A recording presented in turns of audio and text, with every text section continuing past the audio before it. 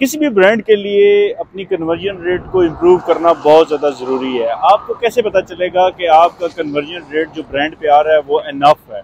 उसको जानने के लिए आपको क्या करना है, आपको ऑर्डर्स नंबर लेने हैं। आप जाएंगे मैनेज ऑर्डर्स में, तो वहाँ से आप टोटल ऑर्डर्स ले लेंगे 1 महीने के। उसके बाद आपने पेज व्यू नहीं लेना, आपने सेशन रेट लेना है। अब सेशन रेट के लिए आपको क्या करना पड़ेगा, आपको जाना पड़ेगा बिजनेस रिपोर्ट्स पे। वहाँ जाके आप detail page sales and traffic पे क्लिक करेंगे और वहाँ से आप सेशन रेट ले लेंगे। अब आपने टोटल ऑर्डर्स को सेशंस पे डिवाइड करना है और आपके पास आ जाएगी वो परसेंटेज जहाँ से आपको पता चलेगा कि आपकी कन्वर्जन रेट क्या है। अगर आपकी लिस्टिंग के ऊपर 100 लोग लैंड करते हैं 1 महीने के अंदर, तो उसमें से कितने लोग ऑर्डर करते हैं।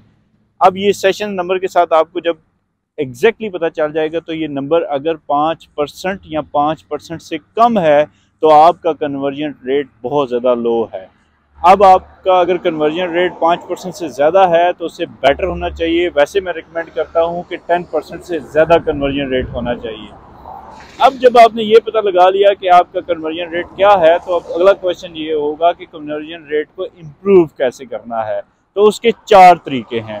पहला, आपको जाके अपनी लिस्टिंग के बॉटम में आपने जाना है और वहाँ जाके आपने देखना है कि आपकी ये जो डिटेल पेज प्रोडक्ट है ये कौन सी सब कैटेगरी में है।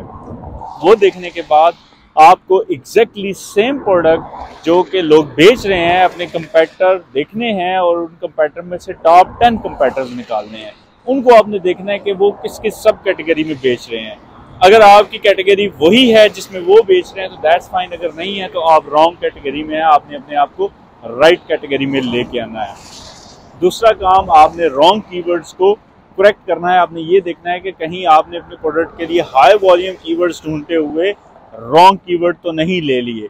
अब रॉन्ग कीवर्ड अगर आपने लिए होते हैं तो मोस्टली ये मैंने देखा है अपनी एनालिसिस के अंदर के मोस्टली ब्रांड्स ओनर्स जो हैं वो रॉन्ग कीवर्ड्स ले लेते हैं, क्योंकि उनको कीवर्ड चाहिए होते हैं, हाई वॉल्यूम कीवर्ड लेते हैं। ये नहीं देखते कि इस कीवर्ड को राइट करके सर्च करके जब एक बायर आएगा तो उसको अगर वो प्रोडक्ट नज़र नहीं आएगी तो वो प्रोडक्ट का सेशन तो क्रिएट हो जाएगा लेकिन वो प्रोडक्ट बाय नहीं करेगा, तो इसलिए उसकी कन्वर्जन लो जाएगी। तो आपने अपने कीवर्ड्स को राइट करना है। उसकी भी स्ट्रेटजी यही है कि कीवर्ड्स आप अपने जो कंपेटिटर्स हैं उनके कीवर्ड्स को रिवर्स इंजीनियर करेंगे और चेक करेंगे क्या रॉन्ग कीवर्ड तो नहीं आपने यूज़ किए हुए।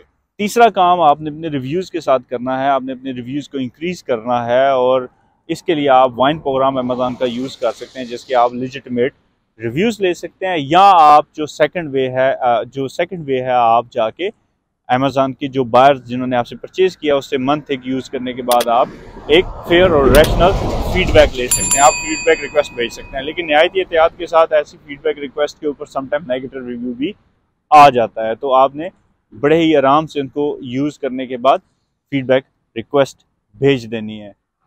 जो चौथा तरीका है अपनी कन्वर्जन को इंक्रीज़ करने का वो है आपकी ब्रांड स्टोरी। अब आपकी ब्रांड स्टोरी जैसी भी है उसको आपने अपने प्रोडक्ट की डिटेल पेज पे A+ प्रीमियम A+ कंटेंट में पुट करना है और उसका जितना भी कंटेंट है उसको डिफरेंट कार्सो सेक्शन में आपने डिवाइड करके प्रेजेंट करना है। यानी कि अगर आपकी प्रोडक्ट इस्तेमाल करने से पहले कैसे उसकी जो भी एक कैफियत थी वो क्या है और इस्तेमाल करने के बाद क्या है।